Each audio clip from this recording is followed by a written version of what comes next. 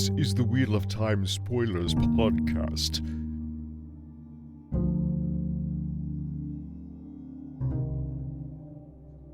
Anything else interesting going on we should talk about? I turned recording on immediately. Just stopped. I hate when that happens. Spring equinox is this weekend.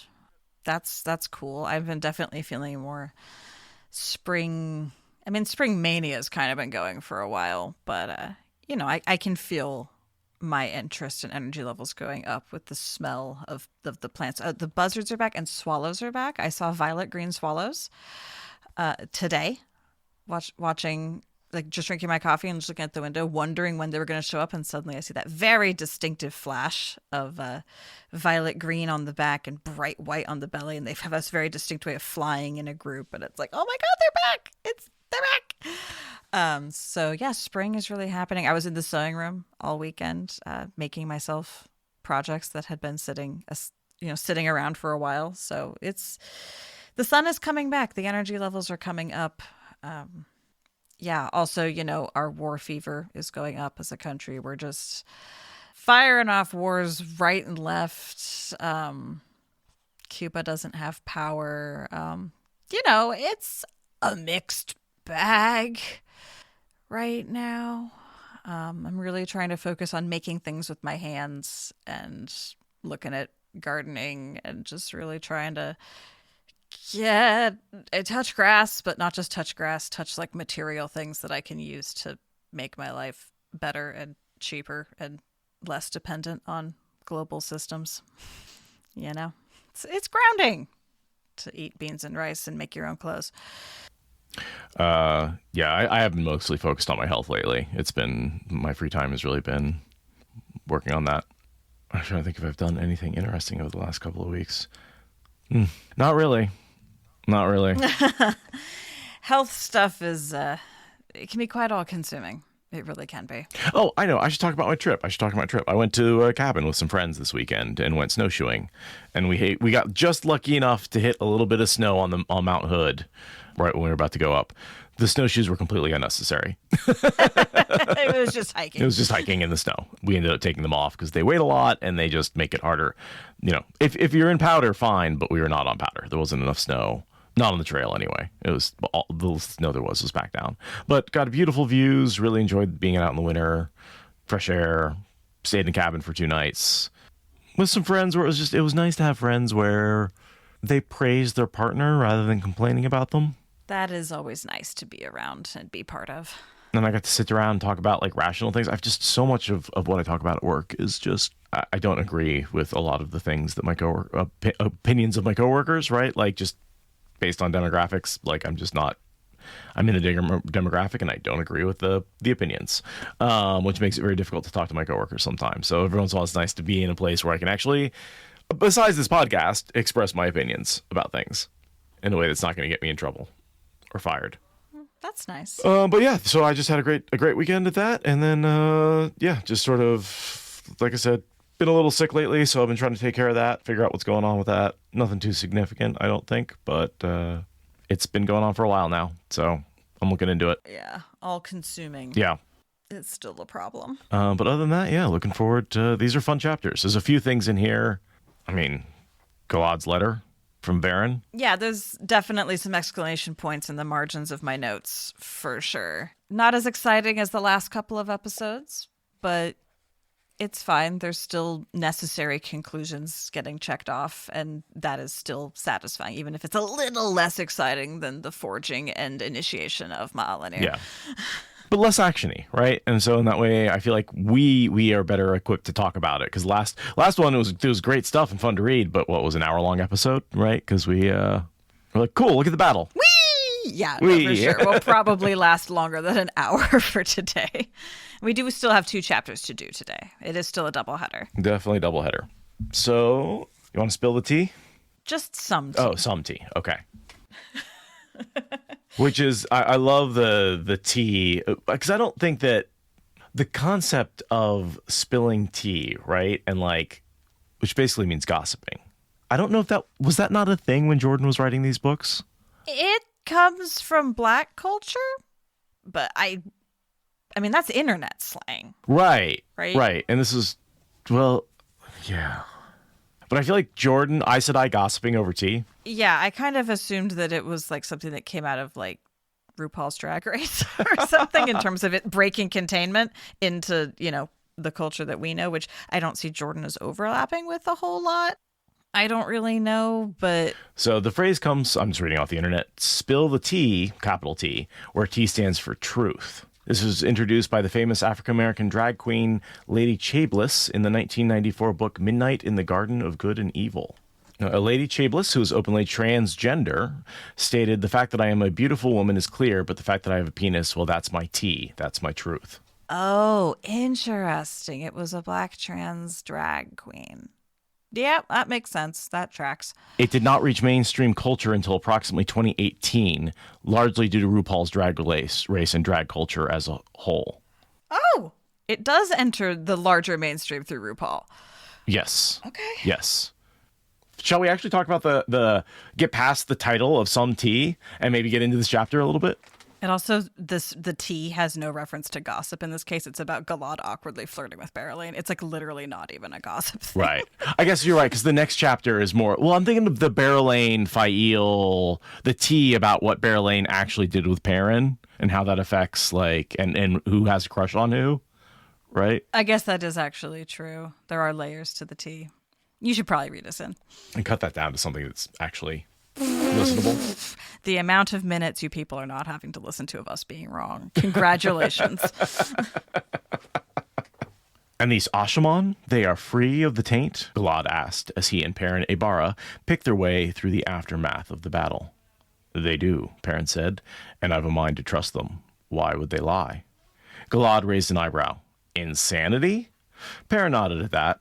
This Perrin Ibara was an interesting man. Others often responded with anger when Galad said what he thought, but he was coming to realize he didn't need to hold himself back with Perrin. This man responded well to honesty. If he was a dark friend or a shadow spawn, he was a very odd sort. I love that. He doesn't have to hold himself back with Perrin. Perrin, the character who his entire character arc starts with, I have to hold myself back at all times. I have to always be afraid of hurting people. And here's Galad being like, here's a man I can actually wrestle with. I can actually have an honest goddamn discussion. And I love that bromance for them. I think that they both really need that in each other's lives. Also, the chapter title icon for this is a bird. I don't know is that the falcon? Yes, that's Fael's falcon. Okay. I was just like, is this a dove? I'm so confused. Okay, it's a falcon. Or unless it's the Maine hawk. Pretty sure that's the falcon, though. I am not good enough with birds. I can tell it's a raptor, but I cannot tell which kind of raptor it is. Yeah, that's Fael's icon. That's a falcon. Okay. So yeah, Galad and Perrin are having a very reasonable discussion about Ashaman. It's nice. Galad is being very un-White Cloak-like in his willingness to accept new information. And like accepting healing and like all this stuff. He is hard spinning the steering wheel on the White Cloaks really, really hard to try to get them in alignment for the last battle. Yeah, the conversation with these two is so funny because it's two just very straightforward people who don't have a deceptive bone in their body. Ah, the autistic refreshment. Just the openness. It's great. They're both like, ulterior motives are boring. Anyway. And watching Galad, question his new, like, he's like, once accepting Aes Sedai healing hadn't bothered him nearly so much. Because he's from the White Tower. We saw him get healed after after Matt gave him a bonk on the head, right? Like, he was surrounded by Aes Sedai who wanted to heal him. And now he's bothered by it and he like has to give permission. Like the way the culture of the White Cloaks, the incel White Cloaks have absolutely taken him down this like bro culture path of like, no, bro, we don't accept help from women. That makes you weak. Right.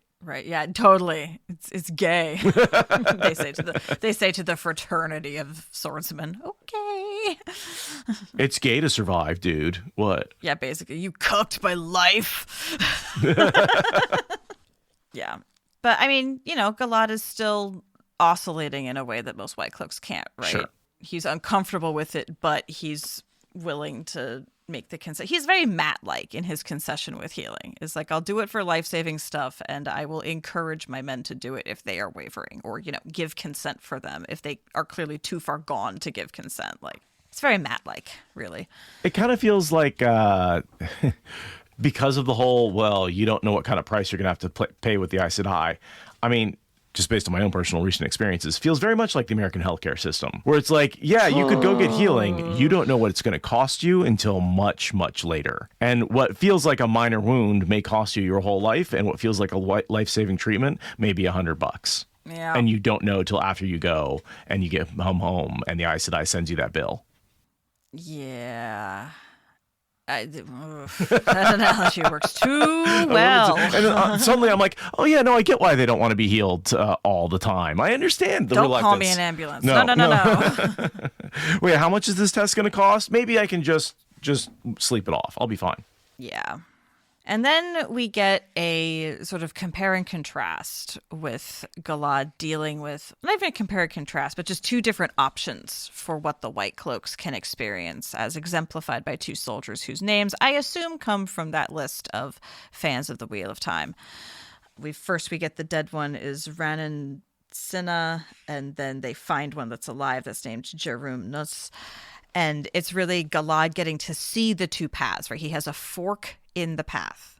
The White Cloaks can either die or live, right? And obviously going to the last battle does involve a lot of death, but not being taken to the last battle means that they definitely die with no hope of doing anything.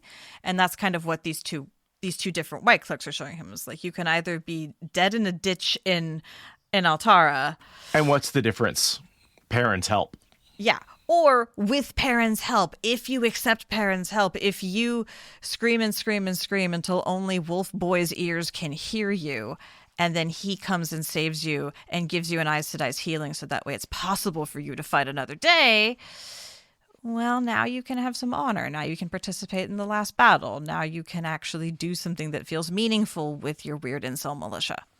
And like literally he sees how Perrin's wolf powers and Aes Sedai alignment is what makes it possible. It's not just Perrin as a person, it's Perrin with the powers that the White Cloaks have been vilifying. Right, the ability to hear and pull that man out. Jerum Nus is named for Jeremy Naus, fan of the Wheel of Time. And Rayron Sina is named for Jaswant Singh. Wow, I'm sorry about the butchering of these names. Jaswant Singh Ranu, Singh. Yeah. So, yep, you were right. Without looking it up, you knew they were named after. It's just a vibe. It's just, here's two names that serve an important single scene function. Like, those are fans of the Wheel of Time. Like, I can just tell. I can tell. And at least one of them dies. Yeah, one of them is dead, and the other one would be dead if not for the hero saving him. So, perfect. And then, yeah, kind of rolling out of that, Perrin says, yo, bro, you want to go steady? Swear to me, or basically, yeah. Yeah, he offers to bring the White Cloaks in if Galad will swear to, accept Perrin in a chain of command thing. And he's like, you can say no to me, but then you'll have to try to say no to Rand, and that might be way weirder for you because Rand is Rand, and et cetera, and like, you at least know. Devil, right? That's me. And you think I'm Verin. I mean, damn, right? Like, right. I'm ruling it like a third the power that man is. So, like, I wasn't a huge fan of Perrin acknowledging that was Verin effect, that weakness. That felt very meta in a way that I don't feel like Perrin usually is. Also, like, when else has someone distinctly gotten weak and wobbly-kneed because they got Verin? That's not a pattern that we've seen. No. Like, maybe around Rand, I feel like I've seen it. Like, when someone, I didn't mean to say all that, right? Like, when he's, like, super bending someone's brain and they're saying things they never thought they would say, and you can see in their eyes that they're freaking out at what their mouth is saying. But that's not this. There's no pattern of people getting weak because they got Verin at all. Like, I also found that line to be very weird and anachronistic. Agreed. I guess the only other thing I want to say is I noticed the Wise Ones aren't using battlefield healing anymore. They've got the nuanced healing because she can heal them part way instead of just like, I guess even with the battlefield healing, you can stop it before they're fully healed. I think you can. Yeah. I'm not clear on if they're using the new or the old, but we do know that they've been working with male channelers on other stuff for a long time, and the male channelers have that other method, so maybe they've improved the battlefield stuff to be a little more nuanced than other forces, because I can't believe that they weren't talking shop even before the forging and all that. Like, as soon as Saidin was cleansed and these people were sharing a camp together, they had to have been starting to talk shop about how to keep the soldiers from dying after battles, right? Like, that's a thing you talk about as colleagues, even if you use different powers. And that takes me like right to Alliandre's POV. Yeah, so then we switch to a very rare POV from Alliandre, and I really like her. I think that she's a very interesting little sixth tier character or whatever. Yeah, I love the way Sanderson took this character and made it his own and be like, this isn't someone who's incompetent and following him around. This is someone who's scheming and like pretending to be a little incompetent so she gets the help that she needs. And also the acknowledgement that not every king and queen is operating on the same level, right? Alliandre is coming from much more like Verin or Tylan. She has a much more uncertain throne. It's a lot smaller. And this is her way of handling it, right? We've seen how Verin and Tylan handle their thrones. Alliandre is in an even more precarious situation and has a very different personality, and is handling being a small fish in a big pond very differently. But yeah, she's not nearly as incompetent as she makes out to be. She's just aware of her limitations in a way that is not reflected by the Queen of England being like, I can just do whatever I want because I'm Elizabeth, you know? Like, Alliandre's out here, less than a year on her throne, and the throne hasn't had a ruler for more than a year at a run in like 7 years. Like, it's a whole thing. Well, because her whole country was being invaded by the Prophet, right? And so the Prophet was essentially the de facto king until Fail took him out. Yeah, and even before then, it was not a rich or cohesive country. No. Like, her calculus is so different than the big guys, or even, you know, the sexy little guy of Verin, right? Alliandre's totally different, but she's scheming just as hard. And also she's practical, and she's like, this shirt can be used for more than bandages, right? She's just a little bit smaller of scale of what she rules. Which is Giladon, by the way. I don't think we've said that. Oh, did I say all the time? Yeah, it's Giladon. It is Giladon. Not Amadicia, Giladon. And yeah, it's a very... Her kingdom is a lot quainter. It's a lot smaller. Everything about her scale of influence and her sphere of influence and her sense of importance is just smaller. And she's keeping up, which is great. But like, yeah, she's very different. And it's refreshing in a way. And like you said, Sanderson really took her and fleshed her out. Yes. I don't think Jordan necessarily had this much depth planned for her. She was just kind of there. Agreed. This is not an Androl situation. He actually took a real character and gave it depth. By the way, I did not realize there's no Androl in the first 2 books that Sanderson wrote. All of Androl is in A Memory of Light. More reason to be annoyed about him. It really should have just been Logain. Yeah, that was all meant to be Logain stuff. Hot take. Yeah, I mean, he's certainly, like, I'm not saying he hasn't been mentioned, right? He's in these books, but like the POV Androl stuff really feels like it. I'm like, oh man, we're getting close to the end of this book, and we still haven't had like an Androl POV. It all should have been Logain. It just should have been Logain. But Alliandre being fleshed out feels like a good justification. It feels like a good use of Sanderson's skill to add depth to a character. Because like, she was there with enough dimensions to feel 2-dimensional. He actually filled that in. And yeah, we get to see her here. So I guess we chapter, of course I say that, and I'm like, oh, guess where Androl's introduced? Chapter 46, Working Leather, in this book. So I was wrong about him not being in this books. So there's a little, but just at the very end, he gets his introduction and he meets with Pavara to discuss the problem in the Black Tower. But like, he's in the prologue of the next book, and that's where his story really takes off, if that makes sense. So yeah, Alliandre and Verin and Fail are doing a very domestic scene. They're sitting around with scissors, cutting up garments into bandages. They're doing one of the most domestic kinds of things you'll ever see fancy ladies doing in these books, because it's a war camp and that's what's necessary. And I think what we get from this is just a good discussion between Fail and Alliandre about Verin, right? And sort of, I like hearing Alliandre's take on it, and this is a good way to sort of summarize all the craziness that's happened between Fail and Verin without.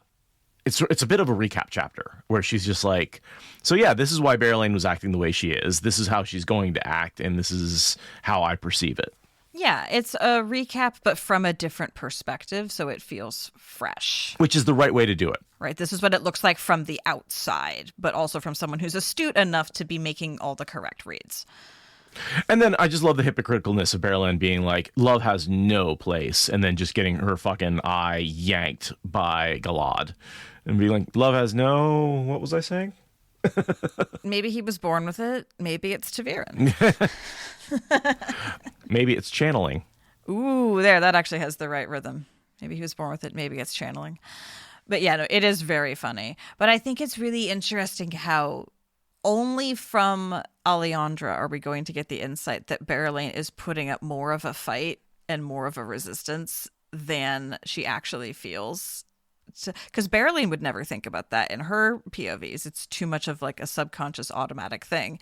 Faile would never think of it because she's the target of said subterfuge. She's being subterfuged, yeah. But I had not picked up on that. I was like, oh yeah, that's actually Berylane being authentic. And then Alliandre's like, no. Berylane is rolling over and showing her belly in a very wolf-like way to Faile. Right, she is doing all of the submissive posturing that a wolf does when it wants to say, please don't beat my ass anymore. I promise I'll be good now in a wolf pack, right? She's doing that to Faile, and Faile is completely falling for it.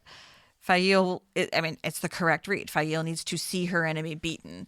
Berylane knows that. Berylane is showing, oh yeah, I'm beaten. I'm definitely super, super respectful of how much you beat me. And a huge part of the reason why I think Berylane's going along with that is because she has changed targets. That helps like a lot. Yeah. Yeah. She's closing that deal very firmly is what she's doing. And yeah, then the part where she's like, I'm doing this for entirely practical reasons and has nothing to do with biscuits. Yeah. And then I love this exchange. What was I saying? Berylane asked, eyes on Damandred, that there is no place for romance in the leader's life. Yes, Berylane said, sounding distracting. It's just not reasonable at all. Not at all. It's just the brain and the mouth not connected in the slightest. I was going to say the brain in the mouth, something else in the mouth, but okay. Eyes? Yeah, eyes. We'll go with eyes. This is a family podcast. And yeah, Galad is just as besotted with Berylane. He's exactly as dumb and ridiculous as she is. They are just like two 16-year-olds at a dance levels of, hi. You're hot. Hi. It's just, he's like, tries to pour her tea, but it makes no sense. And then she's like, you can come help me with the bandages. And he goes, it's just like, they're so puppy love. It's so cute. Uh-huh. I mean, she knows what she's doing. It's not like she's inexperienced, but like just the level of attraction that they're both experiencing is making them dumb. Right. It's level of attraction, and then you add on to that, like, oh, this is actually politically a very compatible person for me, right? And so it's like you're checking all the boxes. Essentially, this is Tinder where the match is 100%. Right. And he just clearly can barely get two words out, like in a sentence. It's great. And Alliandre's like, well, that's nice and neat and tidy, and also this shirt will make a really great repurposed garment rather than a bandage. She's just so practical. She's just watching people pair off, be like, yes, practical. Also, shirt, practical. Mm-hmm. And I love them both. Just like she has a cup of tea, he pours her another one, and they both just hand it to Alliandre and like walk out. She's like juggling 3 cups of tea. Like, okay, guys, have fun. Like she's a piece of furniture to them. They have nothing but eyes for each other. So I just thought that was a very well written, like first crush love interest in a way that I it feels a little different than Wheel of Time, but feels very authentic to Wheel of Time. Yeah. And then, it works to move the White Cloaks out of her kingdom, which is where they currently are at this moment. They're in Gilead. She's just like, politically, yes, this is politically working for me too. You two hot people leave and take your incel army with you. Because the White Cloaks would do much better, I think, in the little island country of, where does Berylane rule? Man. It's not an island, more of like a peninsula. Peninsula. But yeah. Yes. Yeah, totally. No, I think that Mayenne and a reassembled, reimagined White Cloaks actually has some potential to be useful for break. Because like Tyr as the client overlord is not a great situation. Some reformed White Cloaks might actually be an upgrade from Tyran overlordship in terms of man's independence. Although now that I think about it, Tyr and White Cloaks have a lot of similar beliefs about like channeling and stuff like that. So all the more reason for them to fight about who's right in how they hate. what's the best way to hate channelers, right? Exactly. These people tear themselves apart. Well, I am hoping that Galad's going to reform that a little bit. That like with his attitude changing, it's going to come from the top down. Yeah. So again, he might end up really taking it super personally that Tyr is so unreasonable. Be like, no, I'll beat reasonableness into you with my military. And again, Tyr is changing, right? Like Tyr was ruled by the Dragon Reborn, so the laws are different. Also, Tyr is changing. Now it's got King Darlin. So yeah, a lot's different. But yeah, Amadisia doesn't need the White Cloaks in the way that Man does. Which I always read that as King Darling. Oh, what a darling little king you've got there. What a darling. Darling. Oh, King Darlin. I wonder if that's what Jordan meant for it to be. After reading the Origins of Wheel of Time, he had exactly that sense of humor when it came to his names. King Darlin. Mm-hmm. I choose to believe that that's what that is. It's not Darlin. It's Darlin. There's a unwritten apostrophe there. And with that, we're done with the chapter. Yeah, I don't have anything. I think that's pretty good.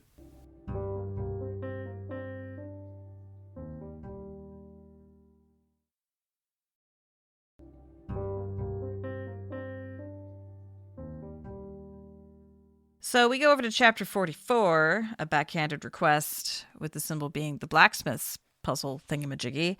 And it is Morghese in Andor, being all jazzed. Is the request like you have some authority, so I guess can you marry us? Uh-huh. Yeah. I don't like your authority, but I guess there's people I want here aren't here, so you'll do. Right? She literally says you'll do. I suppose you will do. It's a very backhanded way to ask someone to marry you. But that's the point of this chapter, is that she's in Andor. She's looking at her future. She's thinking about how to deal with being in Elaine's orbit and how that's going to work out. And what does she want for her future? And then Talanvor comes by to give her one last puppy dog look before saying that he's actually never going to give her one last puppy dog look because he'll be there forever, even though she told him to go away and he said he was going to go away. He's actually not going to go away. And then she says, well, now that that's settled, I'm willing to marry you if you ask me. And then he asks her. And then they ask Perrin to marry them. It's the worst kind of will they, won't they? I feel like it's in so many dramas. And it's just like, I almost feel they're acknowledging it by being like, finally. But I get, she's been, I think, so uncertain about where her life is going. It's been very hard for her to do anything like commit to Talanvor or commit to a life with somebody. And so finally, like, she's in a place where she's like, okay, well, people know who I am again. Yeah. And getting past her trauma a little bit, or not past it, but sort of accepting her trauma. Getting closure on her trauma. Like, once she learned that it was Gabriel, like, that allowed her to move forward. And then pair that with Galad recognizing her, like, yeah, it takes her out of a state of limbo and into a state of, like, should her get off the pot? And she is getting off the pot. No, and then combine that with when she said so many people have had a piece of me. And you go back to everything from the arranged marriages of Tarangel, right, who she did not love and who was going to kill her until Tom killed him. I mean, she was basically still a child, right? She was a teenager when she got married to the widow of the Queen of Andor and his child that already existed. And, like, yeah, she's never gotten to make her own choice. She got to choose who her unofficial consort was for a time, right? Tom and Bryn, right? She got to choose her lover, but not her, like, life partner. Right.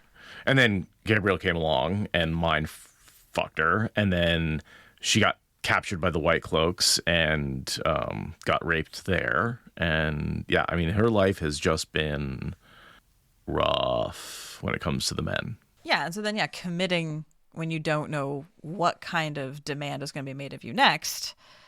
Yeah, that would be hard. But it feels like such a weird heel turn to me, though. Not even heel turn, but just like a weird 180 where she's like, yeah, this is not for me. This is not for me. This is for me. And I'm like, where did that come from? Just out of nowhere, she's like, duty can take a fucking number. And I'm like, what? Where did that come from? Weren't you just losing the last 2 pages saying that that's not what you're going to do? Like, I'm happy for you, but I didn't see it coming. You didn't see what coming? Her marriage or? Yeah. Yeah, her deciding to accept Talonvor. Like, that always felt like such a surprise to me. Like, now that you're saying, like, you know, there's the limbo thing and is being over, like, sure, but it always felt like a surprise to me. Like, I'm glad that it happened, but I don't see where it came from, because she's like, this life isn't for me, and and then she's just like, fuck it. I don't know. I don't see where she thinks fuck it. She just suddenly says it out of nowhere. Yeah, I mean, it is like she turns to him and says, the world's ending. Fuck it. Like that to me really is the message here is like, I'm not going to do this for, I've given so much to my land and my country. I've given my love up so many times. And yes, duty tells me I should do it again. But the world's ending and I refuse. And you and I have been dancing around this forever. We know we want each other. But but I've said that, you know what, duty, and especially the unknown, right? I don't know if I'm going to be and I find it troubling, because I think they should have been boning the whole time she was a servant, right? Like, what did it matter? What did it matter? So the whole holding off thing is because they know she's a queen, but nobody else does. And finally, now that she's not a queen in exile, now that she's like back in her official capacity as maybe just an assistant to Elaine or whatever their future is going to be, like, now she can actually say, okay, I'm going to be this person from now on. You can marry that person. Whatever, however we end up. Yeah. No, I mean, I like it. It's a very rapid change from where I'm sitting. It feels very abrupt. But I agree. She still, you know, I think up to this point, before finding out that she was compelled, she was still in love with Gabriel. She still has feelings for him. And I can see where that would be confusing and be like, I cannot dedicate myself to Talonvor when I'm still getting these crazy urgings for Gabriel, and I don't know why. So I must still be in love with him. And so I can see where, like, the knowledge that that's fake could let her compare and contrast and be like, oh, I actually really love Talonvor. It's not just a compulsion level. And I know that those feelings for Gabriel that are in me are fake, and I can ignore them. Yeah, no, I'm really, I like her saying duty can bloody get in line. It's a great, like, throwdown. I just was very surprised. The other thing that I thought was really weird in this section was when she thinks about her potential future children. And I'm like, is this Sanderson weighing in on the question of if channeling extends your reproductive years? Is this Sanderson weighing in on that fucking question? I'm convinced it does, by the way. It's an evergreen topic, but that's rude. That means that being an Aes Sedai means that you have to have concerns about getting pregnant and the pain in the ass of a period for centuries? That's uncool. Deeply uncool. Profoundly uncool. Yeah, this implies that your reproductive years last for centuries and that menopause is probably going to last for decades. Uncool. The magic system here is sexist and homophobic. The magic system preserves you at a young age and all the effects that come with that of being a healthy young adult for a very, very, very long time. Yeah, that's just, if you have female hardware, that is a deeply upsetting implication. Just not cool. It's just not cool. And one I bet neither of the authors even thought about for a second. Probably not. But this is effectively Sanderson weighing in on that by suggesting that Morghese completely has the option to still have kids, because she's like in her 40s at this point. She's had kids years ago. Like, she should be not thinking about that if she's a normal person, but she does technically have the capacity to channel, which means, I guess, that she's still good for another couple of decades. Let's see. She was born in 957. So, yeah, she would be 45 at this point. Not that she can't have more kids, but I just feel like as someone who has adult children, she's not, like, she should not be thinking, oh, yeah, I'm totally going to have more kids, unless she's, like, super aware of the fact that she's still very good to go and birth control is not an option or whatever. The concept of her having more kids is like, you've already done your time. You've already had one stepchild and two bio children. Like, you've done your turn. Mm-hmm. Don't. Why are you immediately leaping to the concept of having kids? Just use birth control. I mean, it was written by a Mormon. Not to bring that up again, but yeah, I kind of brushed right by that. I was like, nah, they're not gonna have kids. Probably not. No, they're not, but it's weird to me that that's what she's thinking. It's written like a man who sees women as wombs first and foremost. I think I brushed over it so much. I don't even see the kid comment. Yeah, any man who married her could potentially be a threat to Elaine as well as Andor. Her children, if she had any more, would be rivals to Elaine's. Morgaze couldn't afford to love. Right, the concept of marriage and love and reproduction are seen as synonyms. If you're a woman who wants to have sex, you'd better be married and you'd better be ready to have kids. That's what that fucking paragraph says. See, I read it very different. I see that as her being like, oh, she's being evolved. She's looking at her political threat, and part of that threat is creating heirs, which is physically possible even if she never intends to do it. And so therefore she has to calculate that into the calculus of, is she a threat to Elaine? And Elaine has to bring that in as a calculus. Which again, if you just assume that birth control and the right to choose are standard issue, then that's a ridiculous concern. Right. Because she's a grandma. She's ready. She's going to be a grandma within the next 6 months. No, yeah. Any children she has will be older than their niece or nephew. That's the term I was looking for. Yes, older than niece or nephew. Yeah. So I just found it very weird that marriage and love and reproduction have to be bundled together. They can't possibly be separated. The political implications, yeah, sure, fine, whatever. But she's about to be a grandma. It shouldn't be uppermost in her decisions about what she's going to do with her life. She's a retired queen who's about to be a grandma. It's fine. It is interesting, though. You see people who had children very young age end up having a second relationship that may be more meaningful to them. And they want to have kids with a more meaningful relationship. But yeah, then you're having kids at the same time as your children are having kids. It does happen. It does happen. And it's fine if that's something she wants to think about, but it's weird for her to be and that's why I have to do political calculus over my efforts. It's just use birth control. Surely birth control exists. We've been told off the record that birth control totally exists. So why is that not a thought here? Nope. Well, because if you have a political, she's thinking about what Elaine has to do, and Elaine can't control her birth control. She's thinking about Elaine's reactions. She's thinking Elaine has to react to the fact that I am a threat. Elaine has to react to the fact that I can have children. Well, then don't marry him legally. Just do a common law wedding. God, the puritanicalness of the That's Andor, right? Andor is a very no. In the last episode, we were talking about how Gawain has no issues with being a sowing his wild oats young man, but it's Egwene, the rural poor girl, who's the conservative. That was literally a thing we were talking about in the last episode. So, are Andorans conservative or not? Well, there's also double standards for men and women. I thought this was a matriarchy. I thought this was a fantasy world. Yeah. Andor is always kind of funny because it's just England. Yeah. And it's fun fact, matriarchy doesn't mean patriarchy with women in charge. That's actually not what matriarchy means. It's patriarchy with a woman in the place of a man. Yeah. Acting exactly the same way and enforcing the patriarchy in exactly the same way. Yep. Matriarchy is actually a very different structure altogether. Mm-hmm. And that's why something like formatting is much more of a matriarchy controlled by women for women. Now, we don't see it in a lot of detail, but supposedly that society... Even then, that's based on my understanding of the actual difference between matriarchy and patriarchy. Formatting is absolutely just a patriarchy. It's the same kind of rigid, top-down, oppressive structure that we've identified as patriarchy. An actual matriarchy is something that's just structured very differently. I can't explain it properly because it's a new concept I've been reading about, but it's a thing. Academics have put energy into this.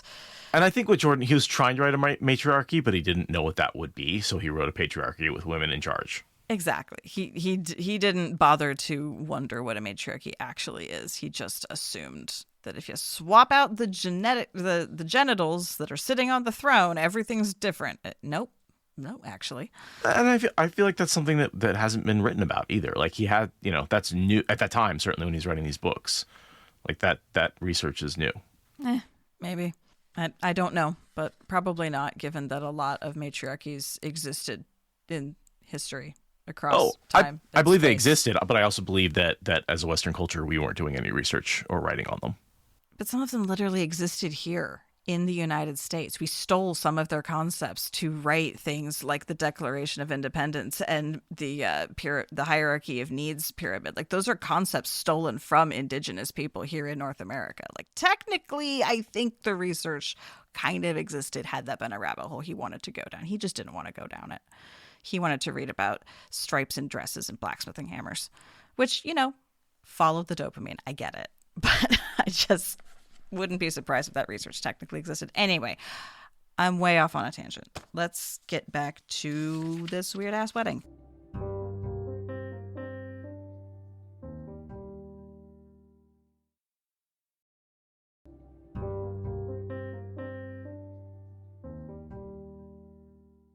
So we POV switch to Perrin, looking at a bubble of eviled forest.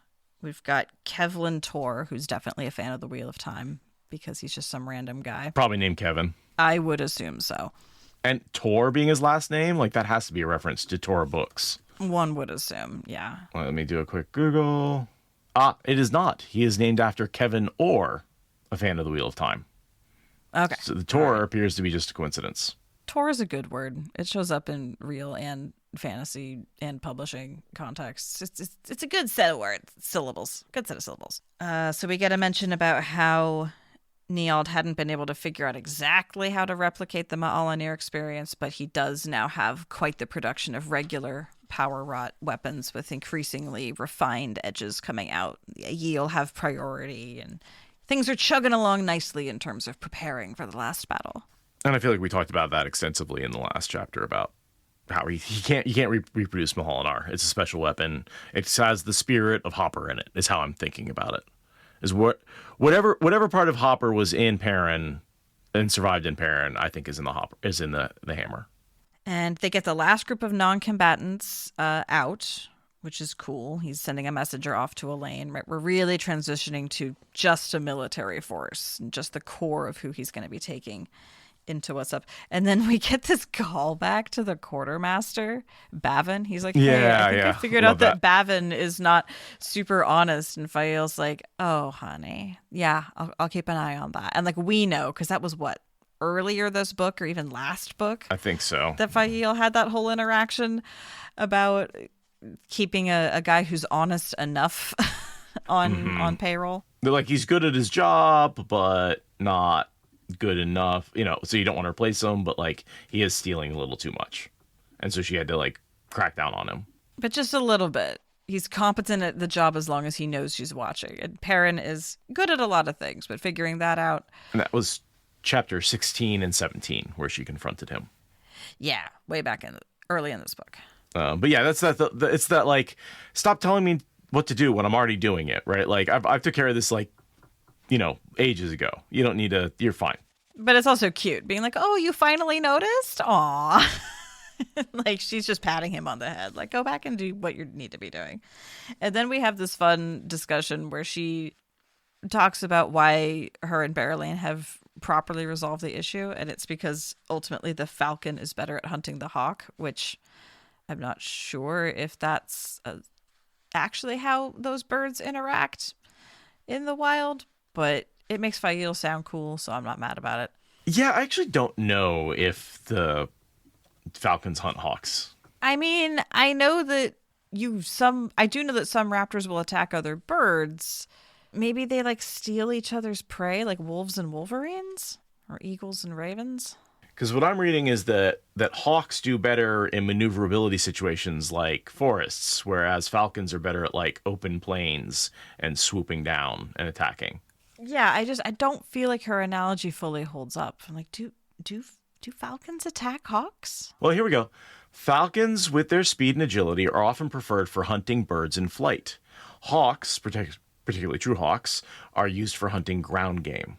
Okay. So yes. Sure. So you would hunt a bird with a falcon. Falcons are better at hunting birds. Which includes hawks. Okay. You can use both hawks and falcons for hunting, but you use them to hunt different things. The difference between a ground animal and an aerial animal, okay, sure, all right. I'm learning a little bit about falconry today. That's cool. Yeah, and falcons have, they build up this incredible amount of speed and strike you with their claws, right? As opposed to a hawk, which is more just going to, grab you and fly away. Like imagine them grabbing mice and flying away and then like killing them with their talons or biting in on their neck, you know? Yeah. My main experience with raptors attacking creatures has been in the context of chickens getting attacked by hawks. I've dealt with chickens that have been attacked by hawks before. And yeah, that was more of like a tear them apart on the ground kind of situation, but also chickens are pretty big compared to mice. I mean, they're small, but they're bigger than mice. So, but they're certainly ground animals, right? Yes. Chickens are not generally caught on the wing. That's not where they're found. Certainly not domestic ones. No. Turkeys can fly pretty good. But whatever. Fail's happy and proud of herself that she got rid of Verin, and Perrin is just happy that his marriage is chill again. So, falconry, raptor details aside, it's a good moment. And then, yeah, Morghese and Talonvor walk up, and Fael's like, well, there it is then. Guess you're marrying someone now. Congratulations, Perrin. You're now officiating a wedding. I like that. Minds change much more quickly than hearts. The idea that they've been in love this whole time and they've been telling themselves mentally, this isn't right, this isn't right, this isn't right, this isn't right. And then finally, when it is right, they're like, well, we're still in love. Right. And now they finally kissed for the first time.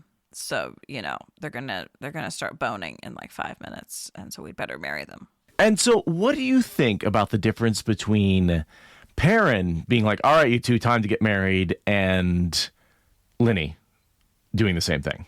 I hate it. I hate both of them. It's not either of their choice. It's annoying and dumb. They should be able to just bone until they decide they want to marry. You think it's like the Linny's being the puritanical reinforcement? Uh-huh. Yeah, absolutely. Linny is a big problem. Linny is problematic. We like her, but she's also very problematic. And it just in the old lady who thinks she can control people's lives, especially her charge, as she says. Yeah, and just being so puritanical and enforcing this. I get it. It's the royal reproductive bloodline power struggle, blah, blah, blah. I don't like any of it. I'm an anti-monarchist. And yet you love your fantasy books. Look, I contain multitudes. And also, it's getting harder and harder to enjoy some of the fantasy books I've enjoyed. Oh my God, yeah. Maybe there's a reason why sci-fi has been doing it more for me lately. It is. So I've thought about the difference between sci-fi and fantasy a lot. And it's a hard line to draw, right? Because there's a lot of fantasy sci-fi overlap. Sure. Yeah. It's the chosen one or not. It's is it technology or is it magic or not? And so the way, and a lot of times magic and technology are tough to differentiate, right? Like, is this in space? But are they on fantasy worlds and they travel between them in space? Like, so what I've come down to is, does the power system pick a select few, or is it democratized and everyone has access to the power and the technology? And so for something like channeling, it is not sci-fi because a select few number of people have access to the power and they are born that way. And there's nothing you can do. I mean, look at Slayer. There's nothing you can do if you are not born with that power to gain that power. And then you have a select minority that are born into power, inherit it from their parents, and nothing can change that. And that's fantasy. In sci-fi, you just have to be in the right place, right time to get the power and be smart enough to take advantage of it. So then where does Project Hail Mary fall in that, given that there's a genetic lottery aspect to Ryland being able to go on the mission? That's sci-fi. Come on. I know. That's not a power. Yeah. I know. But the movie comes out on Friday. Yeah. That movie comes out on Friday. I'm so excited. I'm going to go to the movie theater and see it. It's going to be the first movie I've seen in theaters in forever. Same. Like since Dune 1. I'm so jazzed. Any movie with a rocket launch you need to see in a theater. I get the feeling it's going to be great. Oh, it's going to be fantastic. I've watched every trailer like a bajillion times. It's going to be just like The Martian. It's going to be a really faithful adaptation. I have heard otherwise. Really? Yes. Huh. I mean, there's definitely a few things they're going to change. Yes. But I have heard that it is very, very good and not as faithful as The Martian. Wow, the trailers have not given me that impression. No. And that, I think, is, yeah. I have been wondering, though, because they did seem to be giving a lot away from the original book, and I'm like, so the other shoe has to be on an unknown third foot, then, because you don't give that away in the trailers. So I'm not totally surprised to hear that because the trailers did give me a lingering sense of, So I'm looking forward to the twist then. That'll be great. I know. I love trailers, and the art of the trailer cut is definitely a whole thing. But this would be an interesting set of data for my models. Let's put it that way.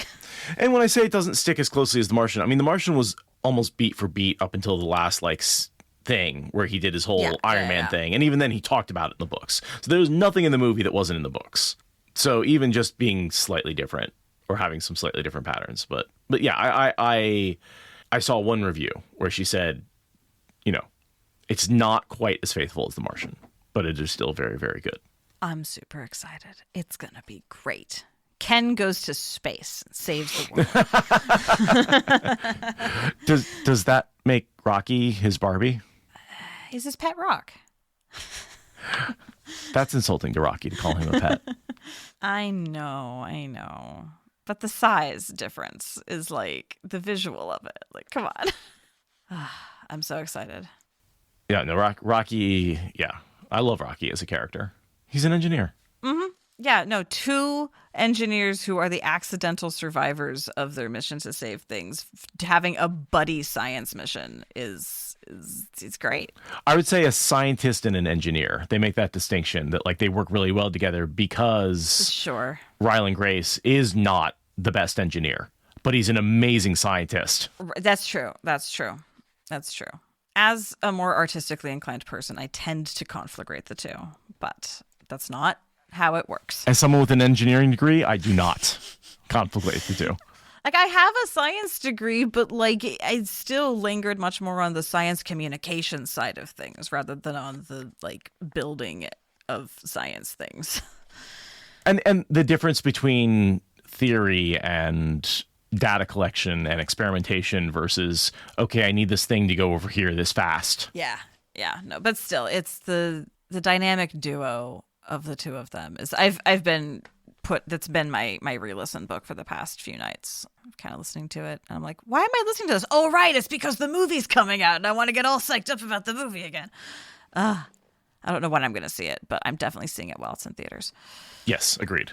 I got other stuff to do this weekend, but I'm going to see it soon. And I want to make it early because I know I'm not going to be able to avoid the spoilers and discussions. I want to participate in those. So, yeah, I probably won't be able to do it maybe Sunday. Maybe I can do it Sunday.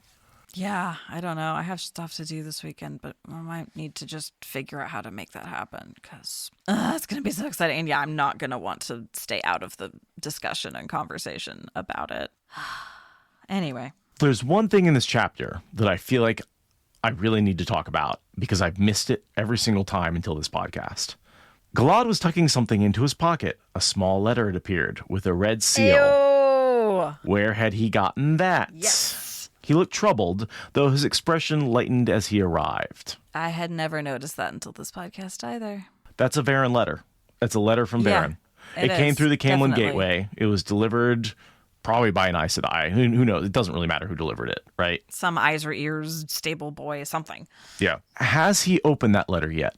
Because says it has a red seal, and you can see a seal on the letter both before and after it's been opened, right? It's broken seal, but he doesn't say whether it's broken or not. So I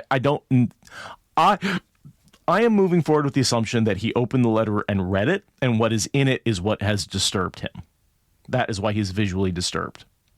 Yeah, he wouldn't have something like Matt's reticence to open it. No. If he receives it, he would be like, I want the information right away. So yeah, I would also assume that he read it. Mm-hmm. What does it say? Your brother is the Dragon Reborn. Oh. I think it has to. That's the only... only... Dragon Reborn is your half-brother. Yeah. I honestly think that's the only thing she could say to him that would make him disturbed, but he really couldn't take any action on it. You're the half-brother of the Dragon Reborn. But doesn't he act... How does he respond when Gawain tells him? I was about to look that up. Also, how does Gawain find out? I forget how Gawain finds out. I should have looked at this ahead of time, but I think I have to open up the book. I don't have a good summary of it. Memory of Light's hard. It's not as indexed as some of the other books. Thank you, Simonasai. Chapter 37. Here we go. Galad I failed. I killed Hammer. I'll bring you to safety, Gawain, Gawain said, picking up, shocked to find tears in his eyes. I will not be left without a brother. Gawain coughed. You won't be. You have another brother, Galad, one you do not know, a son of Tygrain who went into the waste, son of a maiden born on Dragon Mount. Oh, light, don't hate him, Galad, Gawain whispered. I always hated him, but I stopped. Gawain's eyes stopped moving. He doesn't react at all. He just has no reaction to that information. His reaction is, oh, light, in italics, mentally. So maybe, okay, so he's surprised and shocked, but not necessarily in a way that says that that's not what Verin said. It might be that this is confirming what Verin said. And he's like, oh, fuck. Like, oh, light.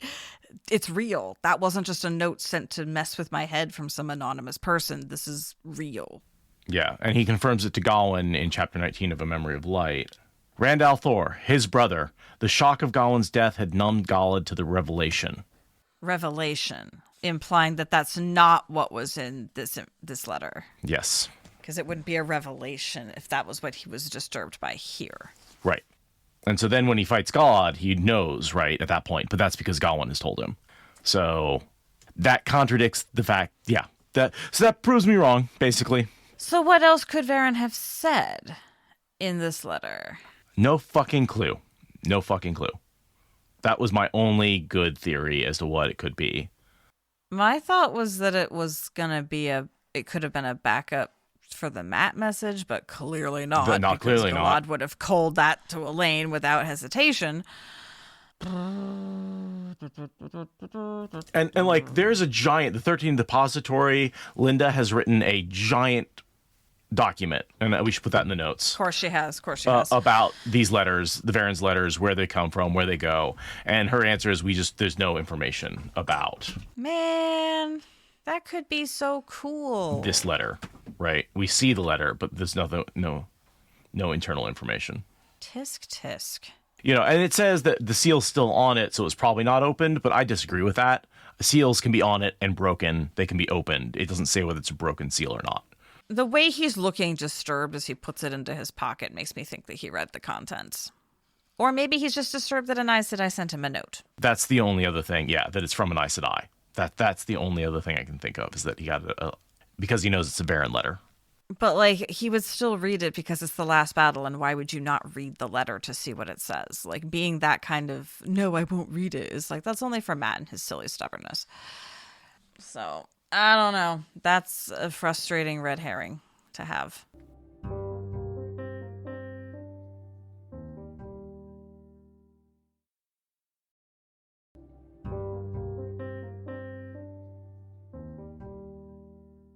All right, so then we get on to the next annoying part of this chapter.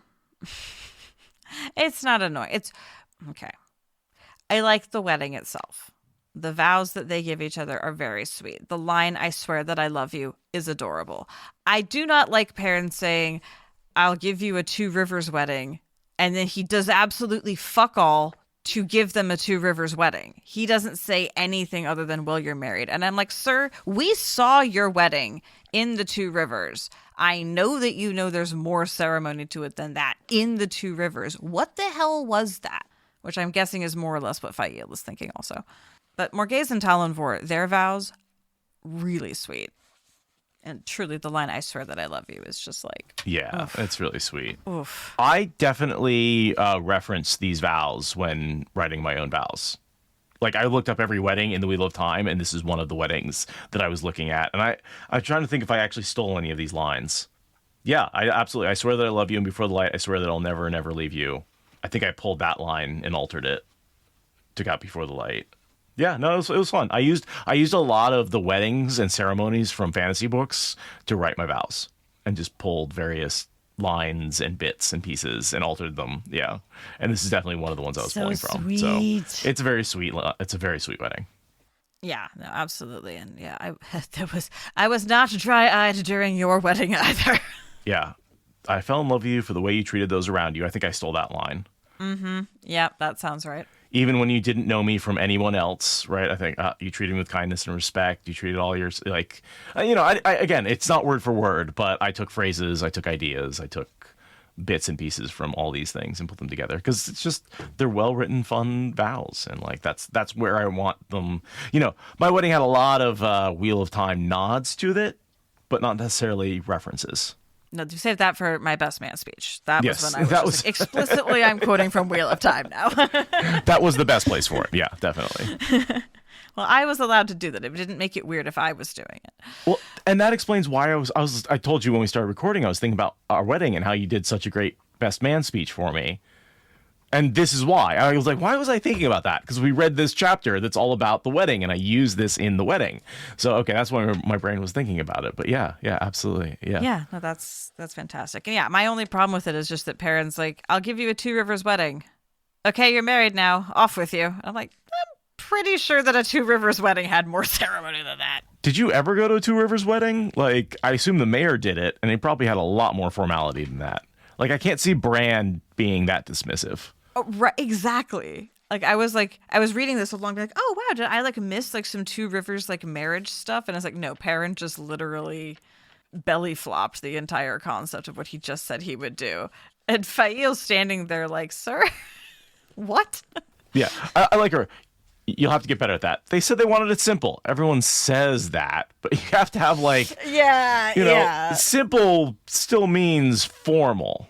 Right? You can still have an air of authority while keeping things brief. Exactly. They meant efficient. They didn't mean absent. And then Perrin's like, wait, what do you mean next time? Fael's like, dear, what do you think being a lord means? You're going to be marrying people. There will be several next times. People are going to want you to marry them again, and it won't always be such a backhanded request. That might actually be what you spend most of your time doing. Because literally, yeah. It's gonna be one of your favorite responsibilities in a few years. Trust me.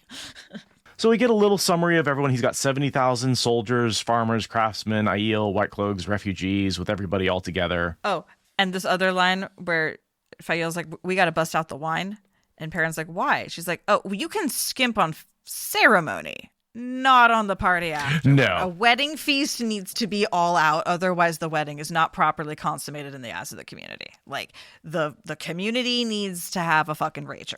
Okay? That's what weddings mean, especially when the end of the world is bearing down on us. You can be as simple as you want with your legalese. The party needs to be lit, which I appreciate. Because that's what people remember. Mm-hmm. Yeah, exactly. And that's where the communal experience of absorbing the new information happens. That's where you reaffirm all of your social connections with this new information in mind. Also, you're drinking and eating cake, and it's good.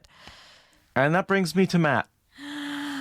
This moment that should be good and just isn't.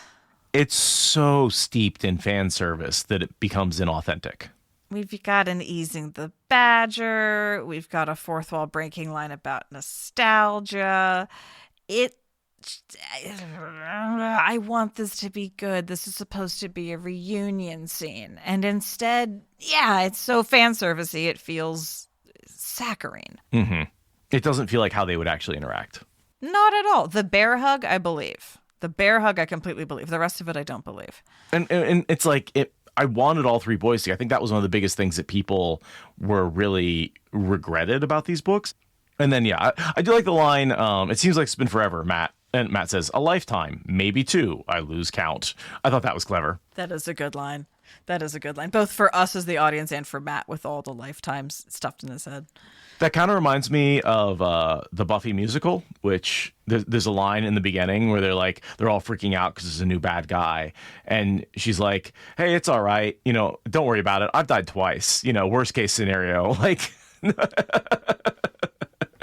So it reminds me of that line in the Buffy musical where she's like, I've died twice. We'll figure it out, And Matt's like, it's been a couple of lifetimes, maybe two. I died once or twice between the hanging and the balefire. It's fine. Which, actually, when you consider it, right, I look at the Buffy. How familiar you are with the Buffy? Exactly as much as you've ranted to me about it. Okay, so spoilers, right? At the end of season 1, she is strangled to death by the big bad vampire, and CPR brings her back. And that creates a new Slayer who comes into town, Faith, right? And so she dies in that moment, which is very similar to Matt being strangled to death and dying and being revived by Rand. And then Buffy's second death, she dives into a pool of power and is killed, right, by essentially magical power. In the same way that, like, Matt's second death is lightning and his... And it's saved by balefire. He's saved by magic. He's killed by power and saved by magic in the same way that Buffy is killed by power and saved by magic the second time. And her first death is strangulation and recovery. So there's the Buffy Matt parallel is a little too the wisecracking.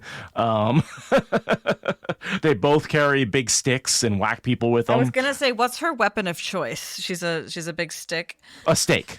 Right, so it's a pointy stick. Oh, okay. Right, yeah, and and he also has a kind of a longer a melee weapon. Also a pointy stick, right? It's just a longer one.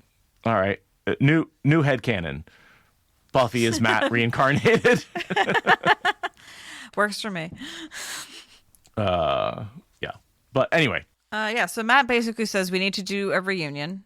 Also, I need to talk to you about getting a gateway, and nowhere is safe. So let's figure that out in another chapter. And yeah, that gateway is, of course, what he's using to go to... the Tower of Genji. Yeah. This is him actually initiating the rescue of Moraine. He's going to go get a gateway that not only gets him there, but will open up every day at the same time. So that way, when they're ready to leave, they can leave. And I read something that the vision of Matt balancing two Aes Sedai and deciding to save the world is him really balancing Verin and Morghese.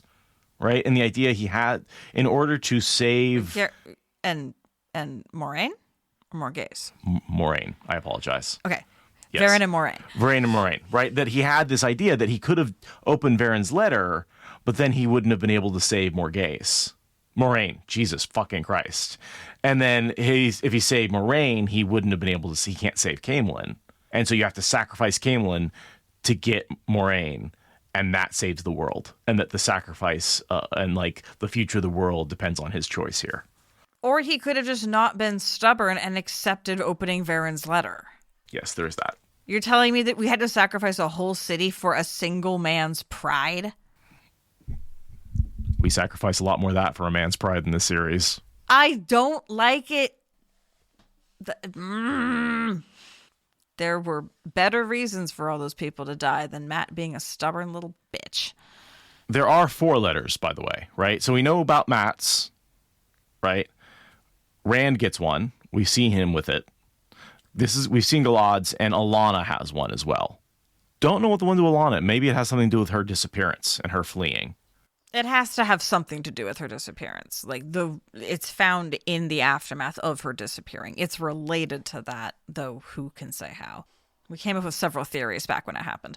But I'm 100% headcanoning that this letter says that Rand's your brother and that he just and that Sanderson forgot about that. That's the simplest explanation, is that Sanderson gave himself this cool little red herring to thread together and instead actually left it on the cutting room floor, accidentally or on purpose. Either way, it's a true red herring rather than a cool little detail, and that is a missed opportunity and a bummer.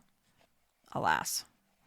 But yeah, all I have left is the readout, including the line easing the badger, or ease the poor badger, but conjugate it differently. And we get the phrase easing the badger, not as an inn name, but just as an event that happened. And I also read the inn name, the Happy Throng. I left out the R, and I was like, the Happy Thong. That's going to be a very interesting. That's funny. That's definitely a strip club. I mean, I guess we should say, like, easing the badger. This is such a dumb, like, it was an in-joke between Robert Jordan and Harriet. Yeah, I did not appreciate Sanderson inserting his own little backstory self into this. That was a joke between a husband and wife. Yeah. Leave it alone. Leave it alone. It didn't need to be it didn't need to be brought back in. Best you could, if you wanted to bring it back in, you could have had the inn feature in a scene. You could have had the badger in feature again. Don't try to make up some stupid backstory. Don't do that. You don't know. This is incorrect. Anyway. All right, read out. What have you been doing? Where have you been? Is Tom with you? What about Nynaeve? So many questions, Matt said. How safe is this camp of yours? Safe as any place. Not safe enough, Matt grew solemn. Look, Perrin, we've got some mighty dangerous folks after us. I came because I wanted to warn you to take extra care. Assassins will find you soon enough, and you'd best be ready for them. We need to catch up, but I don't want to do it here. Where then? Meet me at an inn called the Happy Throng in Camelin. Oh, and if you don't mind, I'll be wanting to borrow one of those black-coated fellows of yours for a few shakes. Need a gateway. For what purpose? I'll explain, but later. Matt tipped his hat, turning to jog back toward the still open gateway to Camelin. Really? He said, turning and jogging backward for a moment. Be careful, Perrin. With that, he ducked past a few refugees and through the gateway. How had he gotten past Grady? Light. Perrin shook his head to himself, then bent to untie the sack and ease the poor badger Matt had captured. Yeah, hate that line. Hate it even more now I've read it. Hate that line. I get that it's a setup, but it's a poor setup. Bad. Incorrect. Unnecessary. It's bad. Yep. It's amazing how in just a few lines, the Sanderson stuff goes from, I really like this, to why. Just why. It's an amount of whiplash matched only by the emotional whiplash of doing Dungeon Crawler Carl.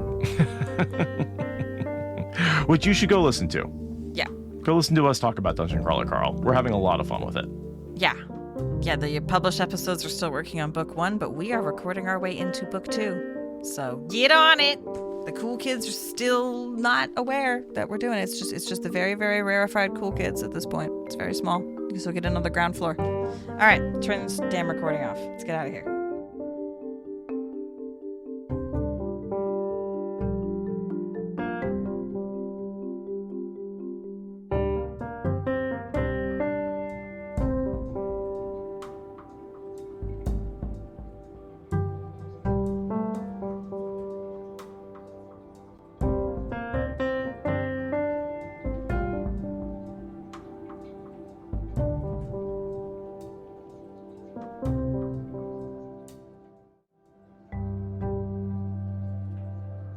That's definitely a strip club. I mean, you would know. You do live in Portland.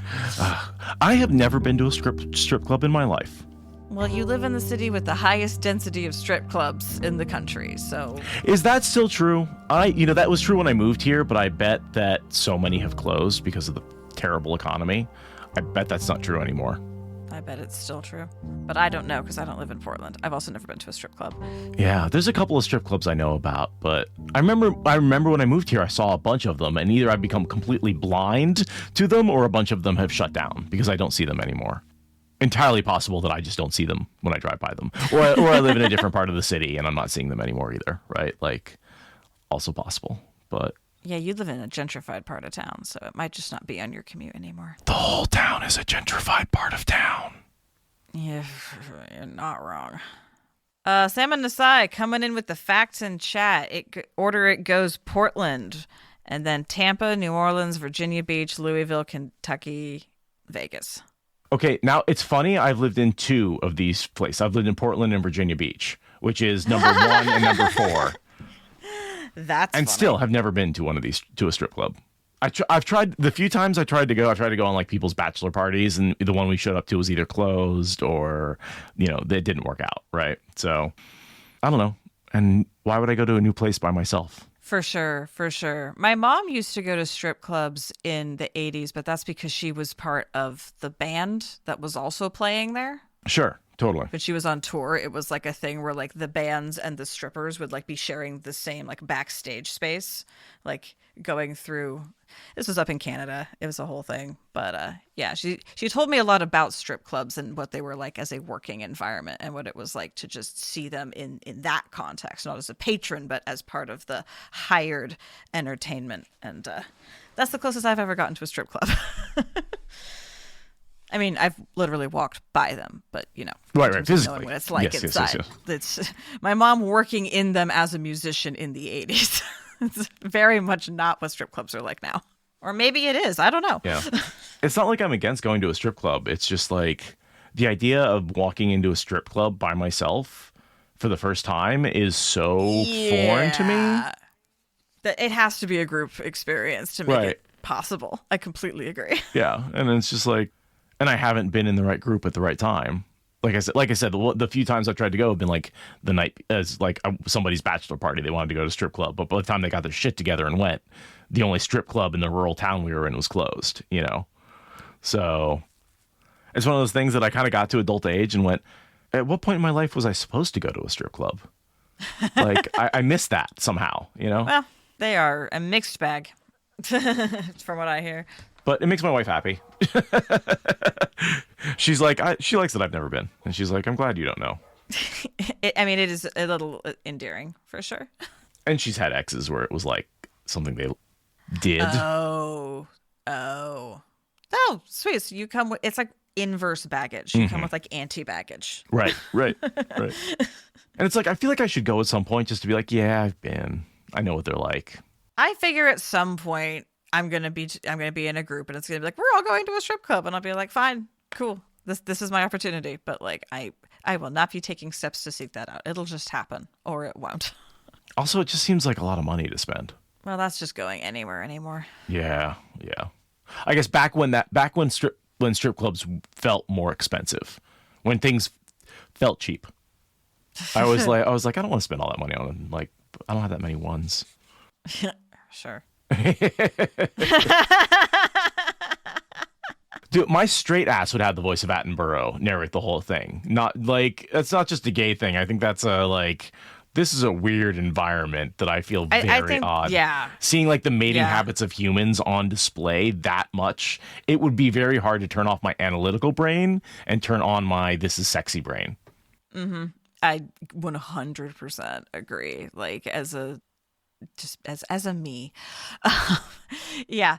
I think maybe that's more of a like any kind of alienation, whether it's queerness or autism or both, because the fucking stack of pancakes is looking more and more like a perfectly aligned stack of pancakes.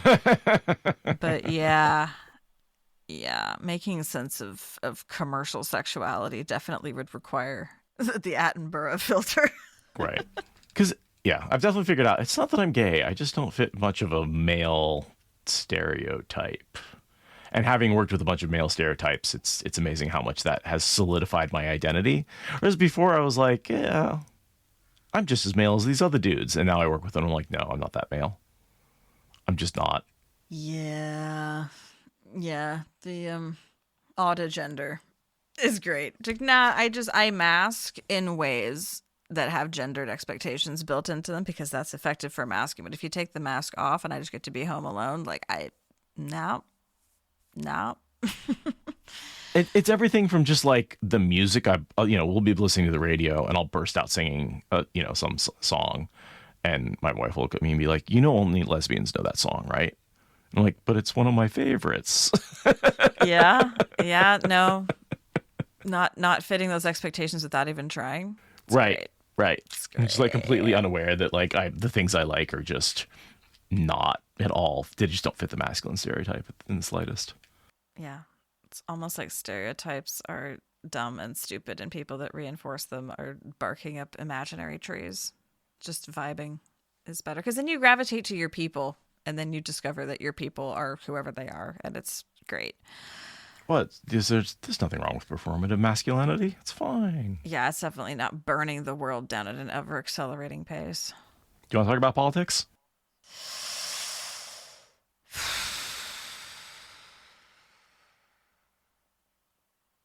No. I was like, that's a no. That's a big no.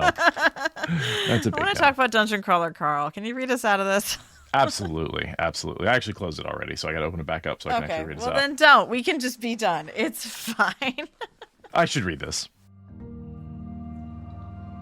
Thank you for listening to the Wheel of Time Spoilers podcast.